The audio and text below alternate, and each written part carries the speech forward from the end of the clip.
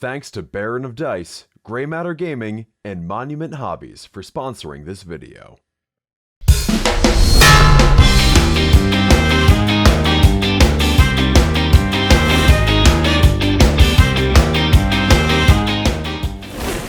Just over 1 year after the release of Warhammer 40k's 10th edition, the Blood Angels finally have their own Codex Supplement, giving them all the detachment, enhancement, and new datasheet goodness we've come to expect.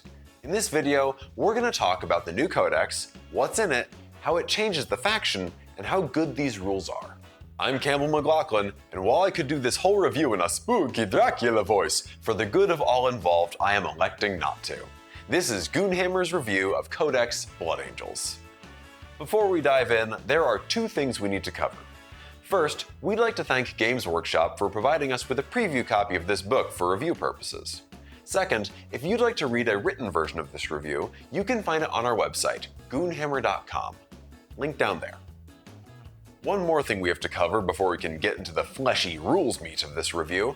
The Codex we're talking about is being released as part of an army set box, packaged with new models for Lamartes, Asterath, and Death Company. Our review of that box is also on the website, but here we'll just be talking about the new book. Why bring this up? Well, because it's worth noting that Games Workshop typically do not publish new digital points for a faction until their book receives a standalone release, and as such, the book won't be legal for tournament play until that happens. We expect that to be about a month from now. Alright, with all that out of the way, let's talk about the book. In this book, there are 3 new detachments, each with rules, stratagems, and enhancements, updated Blood Angels datasheets, and Crusade rules. We won't be covering the Crusade section in this video, but we'll be writing some articles about it soon. If you play Crusade, you're used to reading anyway. Blood Angels are very much a supplement and not a full codex with only 15 datasheets, but what's here packs a pretty heavy punch. Blood Angels don't have their own army rule. They're still Space Marines with Oath of Moment. But they do have a rule typical of these supplements preventing you from mixing their units with other chapter-specific units, such as Logan Grimnar or Deathwing Knights. What they do have is 3 new detachments to work with, each leaning into some aspect of the army. Let's start with the Liberator Assault Group. This is the standard for Blood Angels and is going to be the most familiar of the 3 detachments. It looks a lot like an updated version of the Sons of Sanguinius detachment in the Blood Angels Index. The detachment rule here is Red Thirst. Models in this detachment get +2 strength and +1 attack on their melee weapons the turn they charge. They should be doing this a lot, so this one's pretty easy to take advantage of. The key changes to this detachment are the enhancements and stratagems. Many of the stratagems in this detachment offer you a choice of one of 2 effects, with an option to receive both if you give in to the Red Thirst and become battle shocked. For example, the Savage Echoes stratagem is used in your opponent's fight phase when one of your Blood Angels units is charged by an enemy unit to give them either +1 strength or +1 attacks in melee that turn. But if you choose to give in to the Red Thirst and become battle shocked, you get both of those effects. This is a cool way to model the Red Thirst mechanically while giving players a meaningful decision to make on the table. Do you want to do more damage but give up your unit's ability to score and use other stratagems? Even cooler is that you can use a chaplain to turn off the battle shock effect at the start of a later phase, giving their ability to do that once per game some real value. There are 4 more unique stratagems. In addition to Savage Echoes, you can choose between lance or lethal hits on a unit with the Red Rampage stratagem, shooting or charging after advancing with the Aggressive Onslaught stratagem, and shooting or charging after making a fallback move using the Relentless Assault stratagem. All 4 give you the option to take both abilities by giving in to the Red Thirst. When it comes to enhancements, only Icon of the Angel has been brought back, joined by 3 new options. Of these, we're big fans of Speed of the Primarch, which gives you a once per game activation to give your unit fights first, and Gift of Foresight, which lets its bearer turn a single hit, wound, or save roll per battle into an unmodified 6. Now that's some Eldar shit. The Sons of Sanguinius detachment has been motoring along at the upper end of the meta recently, and we think the Liberator Assault Group is going to be an able replacement for it and is the most likely of the 3 to make a competitive impact. Units in this detachment hit like a freight train and are fast enough to guarantee they'll see combat in round 2, if not sooner. While the Liberator Assault Group represents a standard Blood Angel army, the Lost Brethren is the chapter at their most savage, unleashing the black armored warriors of the Death Company. Overcome by visions of the Great Angel's death, they seek their own demise in combat against the enemies of mankind, who may or may not be Horus. What kind of fool do you take me for? Horus. He's Horus. You're- Horus. I'm Horus. Are there any other Horus. I should know about? Everything here is about running as much Death Company stuff as you can fit in a list. The detachment rule and stratagems only work on Death Company models, Death Company on foot become battle line, and all the enhancements are strictly for Death Company captains. You are not encouraged to run anyone who isn't currently mad at a hallucination of the guy who killed their dad. The detachment rule here is a noble death in combat, which lets your Death Company units reroll wound rolls of 1 in melee if they're below starting strength, or all wound rolls in melee if they're below half strength. It's a solid complement to their ability to reroll all melee hit rolls. The stratagems here give you the ability to fight on death, advance and charge, and move up to D3 plus 3 inches when you pile in, but our favorite is Lost to Rage, which gives an entire unit below starting strength +1 to its attacks, strength, and AP in melee, but at the cost of their weapons gaining hazardous if they aren't within 12 inches of a chaplain. That's right, a whole squad of idiots going bravery mode. The enhancements here are nothing amazing, but our favorite is Blood Shard, which lets your Death Company captain stand back up with 3 wounds on a 2-up the first time he dies. If you're just looking for spite, then Vengeful Onslaught gives all your Death Company models +1 to hit for a turn after the bearer is killed. What's here looks fun and flavorful, and if you really want to run an oops all Death Company army, you'll enjoy playing it. That said, you can equally just play a big pile of Death Company in Liberator Assault Group or Angelic Host, and those are likely to be better detachments overall. You can check out our full thoughts in the Lost Brethren detachment focus. If you ever thought, wow, I wish Blood Angels could play Hypercrypt Legion like their bestest buds, the Necrons. good news! That's what the Angelic Host does. At the end of each of your opponent's turns, you can pick up to 2 of your jump pack units and put them into reserves, putting them back on the table with Deep Strike in your next movement phase. The theming here is very much around Sanguinary Guard, and the Unbridled Ardor stratagem specifically targets them, but the rest is all jump pack stuff in general, so you don't have to run a pure Golden Shower list to take advantage of it.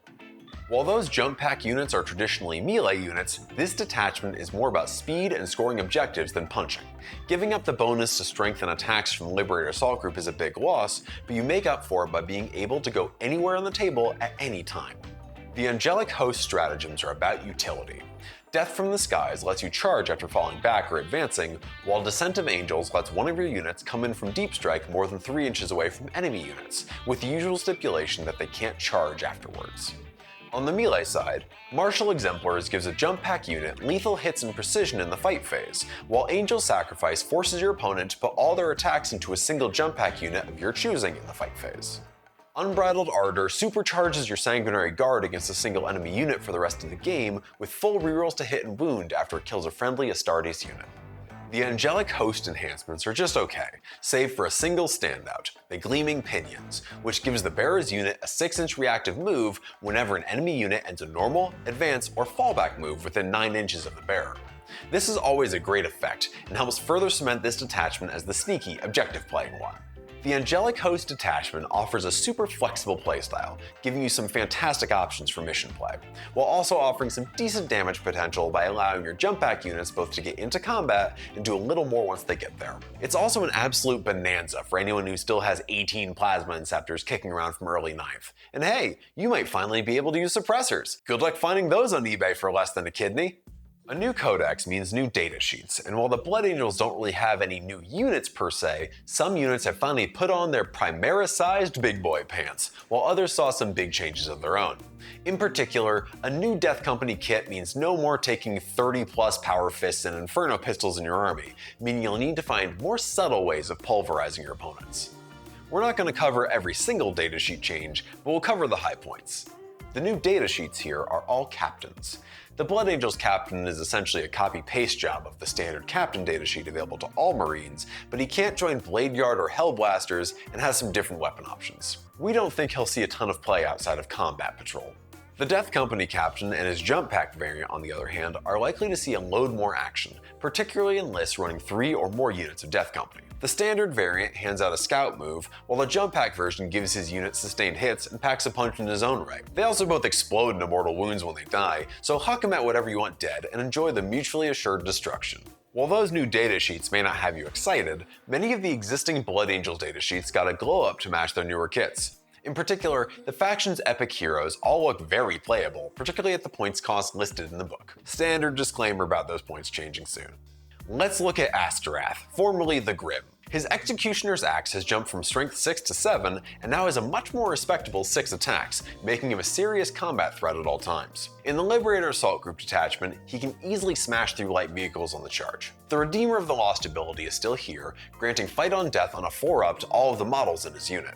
The biggest change is that his Massive Doom ability is no longer once per game, but now activates every time his unit charges, giving them devastating wounds. This is very important given that Death Company no longer have the ability to spam Power Fists and Inferno Pistols. Add to this the Chaplain keyword, and Asterath becomes a must-take in most lists. Blood Angel's Chapter Master, Commander Dante, received a few subtle buffs that make him much more appealing. His weapons Perdition and the Axe Mortalis received a pip of strength each, and his Lord Regent of the Imperium Nihilus rule was changed to Warden of the Imperium Nihilus, where he now grants +1 to both advance and charge rolls for his unit, on top of giving them +1 to hit. Combine this effect with stratagems to advance and charge in each attachment, and we're likely to see Dante hitting tables soon. Sadly, none of his abilities reference the scene where he drinks pee in Guy Haley's Dante, but we can always hope they honor this all-important lore in a future campaign supplement. Lamartes hasn't changed much despite getting a new model. He swapped out his sidearm for the higher caliber Absolver bolt pistol, but with the Jump Pack Priest gone, he's the only way to get damage reduction on your jump units. He can only join Death Company Marines with jump packs, but he reduces incoming damage to them by 1, as well as handing out lethal hits, ensuring they can take a hit and clap back harder than ever. He's a solid upgrade over a regular Chaplain with jump pack, so he's bound to show up in lists bolstering the ranks of your angriest flying boys. The Sanguinor hasn't changed from the Index, still sporting the monstrous melee profile of the Encarmine Broadsword, the Fights First and Lone Operative rules, plus the ability to essentially perform a free heroic intervention out of Deep Strike with his miraculous Savior ability.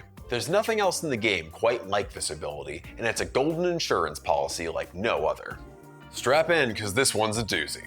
Chief Librarian Mephiston got one of the biggest glow-ups we've ever seen, and became an immediate must-take in Blood Angels lists, especially at the price listed in the back of the physical book. Mephiston is now a lone operative with fights first rather than a leader, and has had his Feel No Pain boosted from a 5-up to a 4-up, removing his need for a Psychic Hood. The quickening has been reworked, letting Mephiston advance and charge all the time. Transfixing Gaze was also reworked, and instead of worsening an opponent's leadership and attacks, it now prevents units from falling back within 6 inches of Mephiston if they fail a leadership test. This new version of Mephiston is an absolute monster, and he will be the centerpiece of any Blood Angels list going forward in his current state. Oh, and his melee attacks now do lethal hits as well, as if being strength 11 on the charge in Liberator Assault Group wasn't quite enough. Finally, a librarian who hits the gym as hard as they hit the books. Sanguinary Guard have been updated and now offer modern solutions to modern problems. They keep their Angelic Visage and Heirs of Azkaban rules, but have added an extra wound and a 4-up invulnerable save, making them much more durable. Combine this with the update to Heirs, which gives them -1 to be wounded if joined by any character, not just your warlord, and you suddenly have one of the game's toughest units.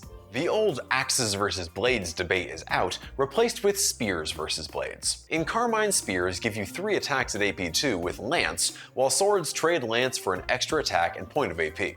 In the Liberator Assault Group, your answer is going to be blades, as you have ready access to Lance with the Red Rampage stratagem, but spears may have more play in the Angelic Host. The new Sanguinary Guard are a solid unit, but enthusiasm for them will be tempered a bit by smaller squad sizes. They now come in units of 3 to 6 instead of 5 to 10, with a higher per model cost to compensate. Death Company Marines of all varieties have been revamped to match the box contents of their respective kits. That means no more Power Fists and Inferno Pistols for every model in your Death Company jump pack squads. Death Company Intercessors are now Death Company with bolt rifles, and have the ability to use Fire Overwatch or Heroic Intervention free once per turn, either rerolling hit rolls or the charge roll, respectively. Death Company Marines are the sword and pistol variety, and gain steadily stronger sustained hits once they take some casualties. The Jump Pack varietal got a handy-dandy reroll to charge distance, and little else. All 3 of these units reroll hits in melee, and have a 6-up Feel No Pain, but need a Chaplain Babysitter within 12 inches if they want to keep their OC score. The Death Company Dreadnought is dead, Long live the Death Company Dreadnought.